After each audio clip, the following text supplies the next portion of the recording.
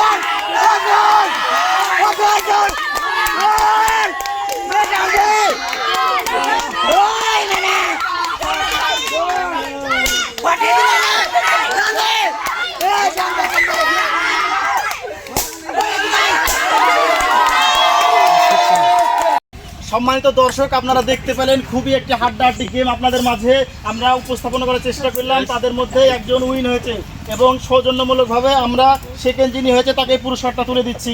হাততালি। আর ফার্স্ট হয়েছে আমাদের ইকবালকে পুরস্কার তুলে দিচ্ছে শাইম। হাততালি।